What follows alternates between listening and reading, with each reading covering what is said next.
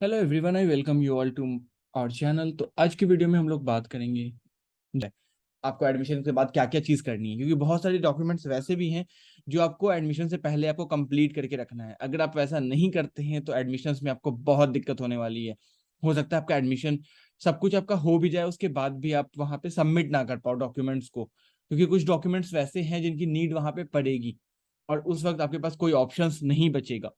तो आपका admission cancel भी हो सकता है, क्योंकि अभी बहुत सारे बच्चे का इस तरह की क्वेरी आ रही थी कि वो बच्चे कह रहे थे सर मेरा एडमिशन नहीं हो पा रहा है क्योंकि मेरे पास ये डॉक्यूमेंट्स अवेलेबल नहीं है। तो वीडियो को पूरा देखें और समझें कि क्या चीज़ नहीं है। अगर आप हमारे चैनल पर नए हैं तो हमारे चैनल को सब्सक्राइब करें और दोस्तों के साथ वीडियो को जरूर शेयर करें। वैसे जो डॉक्यूमेंट्स रिक्वायर्ड होता है जामिया मिलिया इस्लामिया में मेनली बीए हिस्ट्री ऑनर्स के लिए, तो वो लिस्ट निकालती है नंबर ऑफ सिलेक्टेड स्टूडेंट्स का, ठीक है। और उसके बाद उनको दिया जाता है कि आपको इतने टाइम पीरियड के अंदर में आपको यहाँ आकर के एडमिशन्स लेना है। आपको कौन कौन से डॉक्यूमेंट्स आपको लेकर जाने होते हैं। तो यहाँ पे बहुत सारे डॉक्यूमेंट्स हैं और उसमें से कुछ डॉक्यूमेंट्स वैसे हैं जिसके बगैर आपका एडमिशन्स में दिक्कत होगा, ठीक है। तो वन बाय वन देखते हैं पहले और फिर उसी के बीच में फिर हम बात करेंगे कि कौन सा वैसा डॉक्यूमेंट्स है जिसके बगैर आपका एडमिशन में बहुत दिक्कत होने जा रही है, ठीक है। सो अगर हम समझे तो वैसे बच्चों को एडमिशन मिलेगा जिसका स्कोर उतना है जितना भी मैंने आपको जस्ट बताया कि जितने स्कोर्स हैं। अब स्कोर के अलावा आपको पास क्या क्या चीज होना चाहिए, तो आपको क्या लेके जाना है, एडमिट कार्ड, ठीक है। एडमिट कार्ड किसका, तो जामिया का भी और CU8 का भी, साथ साथ रजिस्ट्रेशन फॉर्म जो आपने जामिया पे रजिस्टर्ड किया है वो, उसके साथ साथ 2 पासपोर्ट साइज फोटोग्राफ, ठीक है। जिस वक्त आप एडमिशन के लिए जाओगे उस वक्त आपको ये चीज लेके जानी है।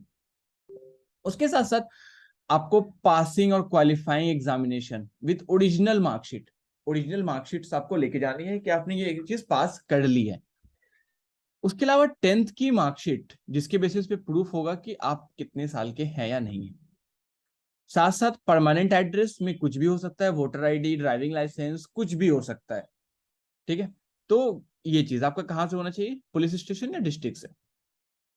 अब आता है वो चीज जिसके बगैर आपको एडमिशन में बहुत दिक्कत होने वाली है, क्योंकि इस साल से क्या कर दिया गया है कि जो मुस्लिम्स ओबीसी बच्चे हैं उनको non creamy layer certificate present करना है। जिस भी बच्चे का एडमिशन मुस्लिम्स ओबीसी में होगा उसको नॉन क्रीमी लेयर सबमिट करना होगा। नॉन क्रीमी लेयर तब सबमिट करना होगा जब वो मुस्लिम्स ओबीसी के अंदर में है। और नॉन क्रीमी लेयर्स इसलिए भी नीडेड है ताकि इससे पता चल सके कि इनकम आपकी क्या है,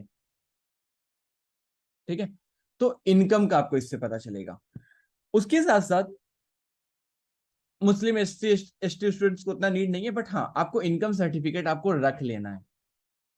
और ये आप सोचिए कि आप सोचेंगे कि हम अपने शहर वाले मुस्लिम ओबीसी को हम वहां पे शो कर दे, बट आपका ओबीसी वहां पे काम नहीं करेगा। आपको क्या शो करना होगा कि आपके पास एनसीएल सर्टिफिकेट है या नहीं है, क्योंकि अगर जो भी बच्चे का मुस्लिम ओबीसी में एडमिशन होता है उनके पास एनसीएल सर्टिफिकेट होना चाहिए। तो इस चीज को और इस चीज को लेके बहुत बच्चे के पास क्या है कि एनसीएल सर्टिफिकेट नहीं है, वो परेशान हो रहे हैं कि सर मेरे पास एनसीएल सर्टिफिकेट नहीं है, मैं क्या करूं क्या नहीं करूं। उसके साथ साथ जो बच्चे पीडब्ल्यूडी कैटेगरी के लिए अप्लाई किए हैं, ठीक है, तो पीडब्ल्यूडी कैटेगरी के लिए भी उनको सर्टिफाइड अथॉरिटी गवर्नमेंट की जहां से है वहां से उनका वो चीज क्लियर होना चाहिए। इसके साथ साथ ऐसा भी नहीं कि डॉक्यूमेंट्स आपका पुराना होना चाहिए। ये आप सोचिएगा कि आपका पुराना डॉक्यूमेंट्स है हम लेकर के चले जाएंगे, तो वैसा भी नहीं होना चाहिए। इन्होंने कैटेगराइज जैसे कर दिया है 2021 तक का। उसके अलावा बहुत सारे डॉक्यूमेंट्स में इन्होंने कहा कि 1 साल के अंदर का आपके पास होना चाहिए डॉक्यूमेंट्स। मार्च के बाद का होना चाहिए इनकम सर्टिफिकेट। इनकम सर्टिफिकेट अगर कोई मांगेगा तो वो आपके मार्च के बाद का मांगेगा। ये मत सोचिए कि आपका पुराना इनकम सर्टिफिकेट है आप उसके थ्रू आप एडमिशन ले लोगे। It is not possible there कि you can get admission by older older certificate which is provided by the competent authority, okay. So ये चीज है। उसके बाद क्या है, candidate seeking admission the Kashmiri migrants, जो कश्मीरी माइग्रेंट्स के तौर पे एडमिशंस लेंगे उनको भी सबमिट करना पड़ेगा डॉक्यूमेंट्स कि वो कश्मीरी माइग्रेंट्स हैं। कहां से, registrational divisional commissioner of the concern state. साथ साथ वैसे बच्चे जो जम्मू कश्मीर कोटा के अंडर लेना चाहते हैं उनको भी सबमिट करने का स्टेट डोमिसाइल सर्टिफिकेट। उसके बाद आपको एक चीज और ध्यान रखना है कि वहां पे आपको कैरेक्टर सर्टिफिकेट और माइग्रेशन सर्टिफिकेट आपको लेकर जाना है, ठीक है, ताकि पता चल सके।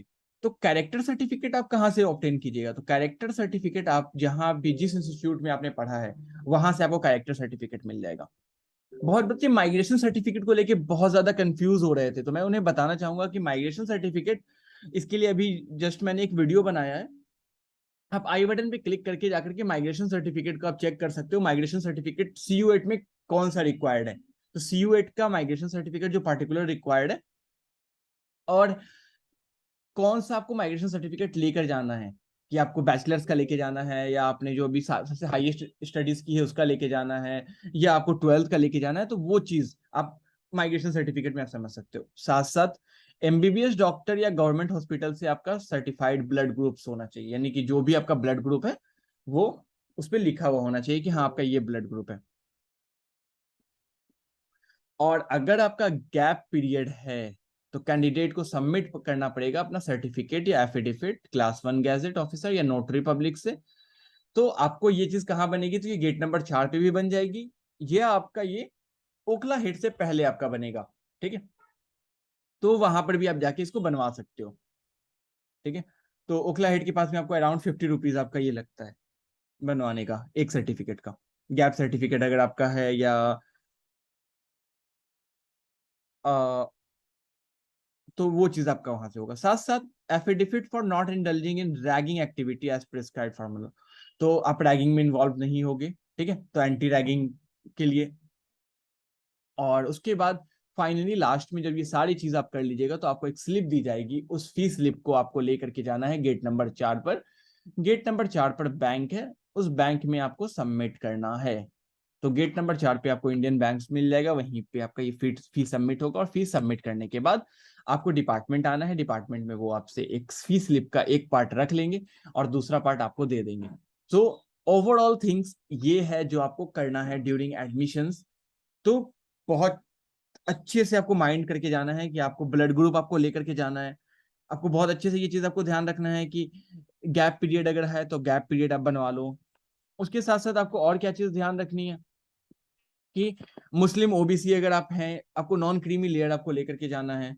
इनकम सर्टिफिकेट अगर आपके पास है तो वो आपको पार्टिकुलर टाइम पीरियड के बाद का आपको लेकर के जाना है।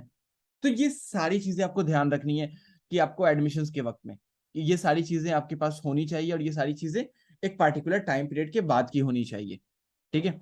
सो ओवरऑल थिंग ये है। अगर आपको वीडियो इन्फॉर्मेटिव लगी है, अच्छी लगी है, तो अपने दोस्तों के साथ वीडियो को जरूर शेयर करें और ज्यादा से ज्यादा लाइक करें। और अगर आपके पास इसके अलावा भी कुछ डाउट रह गया है तो कमेंट सेक्शन पे कमेंट करें, और यू कैन आस्क देयर।